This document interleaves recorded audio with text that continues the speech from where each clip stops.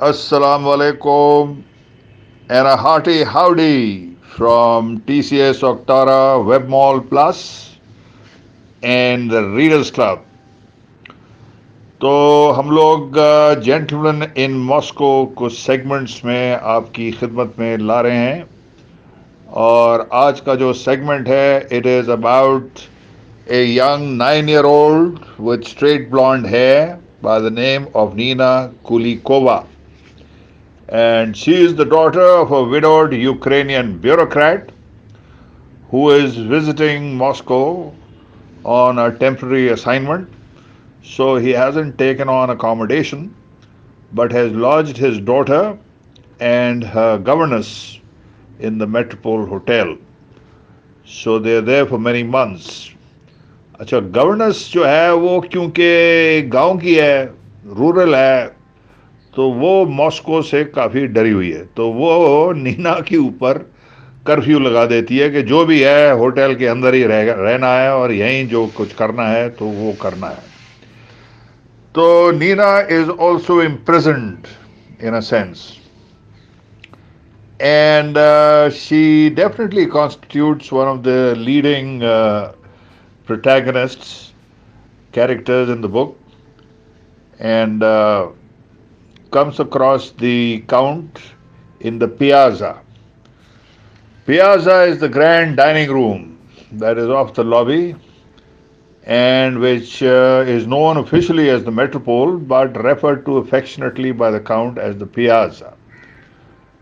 तो ये fine dining restaurant नहीं है but with 80 tables scattered around a marble fountain and a menu offering everything from cabbage pierogi to cutlets of veal. The piazza was meant to be an extension of the city, of its gardens, markets and thoroughfares.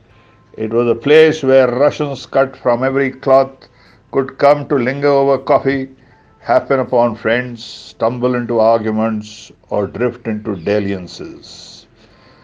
तो यहाँ जो है count साहब बैठे हुए हैं over lunch and he's feeling quite miserable because the standards have fallen. His waiter does not know which wine to serve. Totally untrained. और ये बेसिकली जो है बड़े एक अजीब से डिप्रेस्ड किस्म के मूड में है. वो लिखता है कि if he continued along this course it would not take long for the ceiling to edge downward, the walls to edge inward and the floor to edge upward until the entire hotel had been collapsed into the size of a biscuit tin. So clearly Count Rostov, Count Alexander Ilyich Rostov, aka Sasha. Sasha is beginning to feel the pain of his confinement. एक तो he's been moved from his very plush, suite 317 on the third floor into a tiny cubicle, a servant quarter with a window the size of a postage stamp on the sixth floor. तो ये अब वो भी इसको खल रहा है but he understands that as an aristocrat, an unrepentant aristocrat, he has to face the music and उसको he's beginning to count his lucky stars that the committee, the Bolshevik committee, did not put him in front of a firing squad and gave him life imprisonment in the Metropole Hotel. तो खैर ये वहाँ बैठे हुए हैं और खाना अपना खा रहे हैं और ये देखते हैं कि सामने इनके जो है एक लड़की बैठी हुई है जो इनको ताड़ रही है, and when she sees him looking at her, she disappears behind her menu. So खैर he goes back, he's seen this girl before, this is that 9-year-old with straight blonde hair. He's seen her before in the lobby, never gave her much thought, but did inquire from the concierge who she was and was told that she's 9 years old with, and the daughter of a widowed Ukrainian bureaucrat. तो ये वापस अपने खाने की तरफ तवज्जो देते हैं और फिर जब इनकी नज़रें उठती हैं ये देखते हैं कि वो लड़की इनके साथ ही खड़ी हुई है. So he's a bit taken aback. So ये कहते हैं कि तुम्हें hello, how are you? You know, and she is like quite at home. And the Count is a bit nonplussed because he's used to a certain level of mannerisms where people seek permission before joining you. And here she is. Says when the Count opened his eyes, he closed his eyes to smell the soup and to get a feeling of what he had been served. And when he opened his eyes, he nearly dropped his spoon.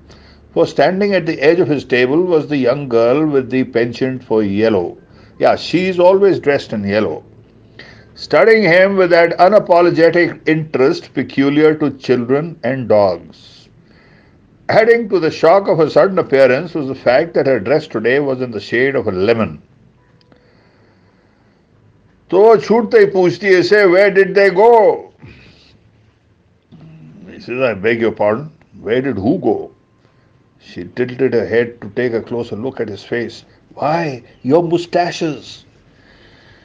The Count had not much cause to interact with children, but he had been raised well enough to know that a child should not idly approach a stranger, should not interrupt him in the middle of a meal, and certainly should not ask him questions about his personal appearance. Was the minding of one's own business no longer a subject taught in schools? Count कहता है, well, like swallows, they traveled elsewhere for the summer. Then he fluttered a hand from the table into the air in order to both mimic the flight of the swallows and suggest how a child might follow suit. She nodded to express her satisfaction with his response. I too will be traveling elsewhere for part of the summer. To the Black Sea, she added. Then she pulled back the empty chair and sat down. Count कहता है, belatedly the Count asks, would you like to join me? तो खैर ये आगे बैठ जाती है लड़की कहती है she invites herself to his table and she asks him, is it true that you are a count? 'Tis true. Her eyes widened. Have you ever known a princess? I have known many princesses. Was it terribly hard to be a princess? He says, terribly. उसके बाद ये he's eating a fish. So she looks at his fish. She says, ये क्या है? वो कहता है ये मछली है. It's the fillet of sole. So पूछती है, is it good? तो ये कहता है कि तुमने खुद नहीं अपना लंच किया है. कहती है किया है, but I didn't like it. तो काउंट थोड़ी सी मछली उठा के उसको देता है ना टू टेस्ट. कहती है इट्स यमी. तो and she had on a sad smile. So Count clearly understood कि इसको और चाहिए, तो उसको जो है प्लेट अपनी आधी जो है सोल उसको दे देता है. अच्छा, then she presumes and she's kind of gobbles it up. फिर वो अपनी line of inquiry resume करती है. कहती है how would a princess spend her day? Count कहता है like any young lady. With a nod of the head, the girl encouraged him to continue. In the morning, she would have lessons in French, history, music. After her lessons, she would visit with friends or walk in the park, and at lunch, she would eat her vegetables. Nina कहती है, or makes an observation. My father says that princesses personify the decadence of a vanquished era. Oh man, heavy statement. The Count was taken aback. Perhaps a few, he conceded, but not all, I assure you. She waved a fork. Don't worry. Papa is wonderful and he knows everything there is to know about the working of tractors. But he knows absolutely nothing about the workings of princesses. The Count offered an expression of relief. तो इस तरह ये count के पीछे पड़ी रहती है. कहती है, "Have you ever lived in a castle?" He says, "No, castles are not as common in our country as they are in fairy tales." The Count explained, "But I have dined in a castle." फिर ये उससे पूछती है कि "Have you ever been in a duel?" So clearly Nina is taken up with the life and style of the aristocracy because coming from a proletarian background where she's heard her father no doubt cursing the aristocracy, so there is a natural curiosity to know the enemy. तो ये अब पूछ रही है कि भाई princesses का क्या चक्कर होता है. अच्छा, duelling is an essential integral part of the aristocracy. कहती है, have you ever been in a duel an affair de honour? Count कहता है, I suppose I have been in a duel of sorts with pistols at 32 paces. In my case, it was more a duel in the figurative sense. Together, my godfather was a second on more than one occasion. What's a second? When a gentleman has been offended and demands satisfaction on the field of honor, he and his counterpart each appoint seconds. In essence, they're lieutenants. It is the seconds who settle upon the rules of engagement. What sort of rules of engagement? The time and place of the duel, what weapons will be used. If it is to be pistols, then how many paces will be taken, and whether there will be more than one exchange of shots. Aha! तो खैर इसी तरह ये बात शुरू रहती है और जैसे पूछती है कि was there a woman involved? ये कहता है, I don't think a woman was involved. The girl looked at the Count with an expression of incredulity. A woman is always involved. Yes, well, whatever the cause, an offense was taken, followed by a demand for an apology, a refusal to provide one, and a slap of the glove. At the time, the hotel was managed by a German fellow named Keffler. ये जो बात कह रहा है ये इधर ही Metropole में हुआ था. Keffler, who was reputedly a baron in his own right, and it was generally known that he kept a pair of pistols hidden behind a panel in his office, so that when an incident occurred, seconds could confer in privacy, carriages could be summoned, and the feuding parties could be whisked away with weapons in hand. In the hours before dawn? Yes, in the hours before dawn. To some remote spot? Yes, to some remote spot. छोड़ेगी नहीं ये इसको. खैर तो ये इसी तरह the young lady's fish was now gone. She had eaten the fish. Count की. Placing her napkin on a plate and nodding her head once to suggest how perfectly acceptable the Count had proven as a luncheon companion, she rose from her chair.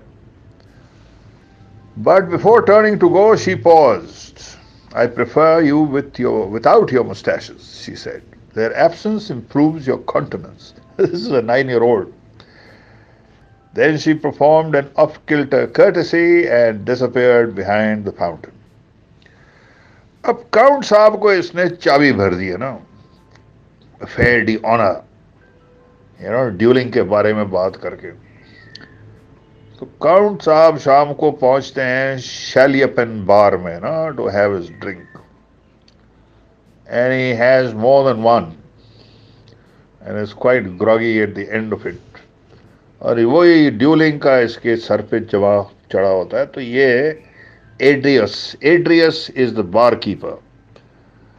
तो बार tender के साथ ये एड्रियस के साथ जो है वो गप मार रहा होता है और एड्रियस को जो है ड्यूलिंग के बारे में बता रहा होता है कि डिड यू नो एड्रियस that when dueling was first discovered by the Russian officer को in the early 1700s, they took to it with such enthusiasm that the Tsar had to forbid the practice. for fear that there would soon be no one left to lead his troops. And not only is a duel central to the action of Onigan, one occurs at a critical juncture in War and Peace, Fathers and Sons, and the Brothers Karamazov. Apparently, for all their powers of invention, the Russian masters could not come up with a better plot device than two central characters resolving a matter of conscience by means of pistols at 32 paces. तो ये इस तरह count साहब के जहन पे ये बात पड़ी रहती है ना. Why is it that our nation above all others embraced the duel so wholeheartedly? He asks rhetorically. Some no doubt would simply dismiss it as a byproduct of barbarism.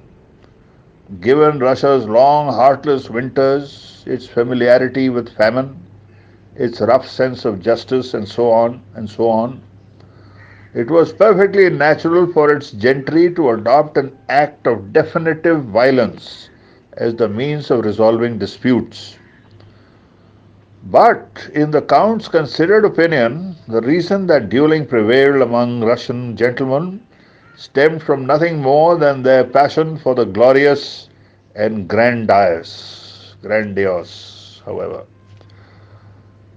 True, duels were fought by convention at dawn in isolated locations to ensure the privacy of the gentlemen involved. But were they fought behind ash heaps or in scrapyards? Of course not. They were fought in a clearing among the birch trees with a dusting of snow, or on the banks of a winding rivulet, or at the edge of a family estate where the breezes shake the blossoms from the trees. That is, they were fought in settings that one might have expected to see in the second act of an opera. In Russia, whatever the endeavor, if the setting is glorious and the tenor grandiose, it will have its adherents. In fact, over the years, as the locations for duels became more picturesque and the pistols more finely manufactured, the best bred men proved willing to defend their honor over lesser and lesser offenses. This is very interesting. So while dueling may have begun as a response to high crimes, to treachery, treason, and adultery, by 1900 it had tiptoed down the stairs of reason until they were being fought over the tilt of a hat, the duration of a glance, or the placement of a comma. Oh dear. In the old and well-established conduct code of dueling, it is understood that the number of paces the offender and offended take before shooting should be in inverse proportion to the magnitude of the insult. That is, the most reprehensible the insult, affront, should be resolved by a duel of the fewest paces, to ensure that one of the two men will not leave the field of honor alive. Well, if that was the case, concluded the Count, then in the new era, the duel should have been fought at no less than 10,000 paces. So frivolous were the reasons for the duel, it seems. In fact, having thrown down the gauntlet, appointed seconds, and chosen weapons, the offender should board a steamer bound for America, as the offended boards another for Japan, where, upon arrival, the two men could don their finest coats, descend their gangplanks, turn on the docks, and fire. So entirely ceremonial. So I just thought I'd dwell upon the duel for a bit. क्योंकि हमारा जो माहौल बन गया है सियासी, तो या तो duelling, I mean, taking a chapter from Russian history and our own colonial past, because dueling was also the accepted format for settling scores by our British masters of old. But आजकल तो बस mess media पे एक दूसरे को जलील करना है. Anyway, this is going to continue. We will stay with Nina Kulikova for at least another two, maybe three episodes. In the next one, we'll have more on the code of conduct of princesses. तो अभी तक तो नीना जो है वो count की count उसका tutor बना हुआ है. इसके बाद नीना काउंट की ट्यूटर बन जाती है. Now that's very interesting. And in fact she is the reason why the Count finds life in the metropole, imprisoned in this luxurious deluxe hotel, bearable. Or Nina is a central character, yes, along with a few others who will be introduced over a period of time. So, here we have it, gentlemen in Moscow. Amor, Towles, thank you very much for the pleasure of your company. And until next time we meet again, Allah Hafiz.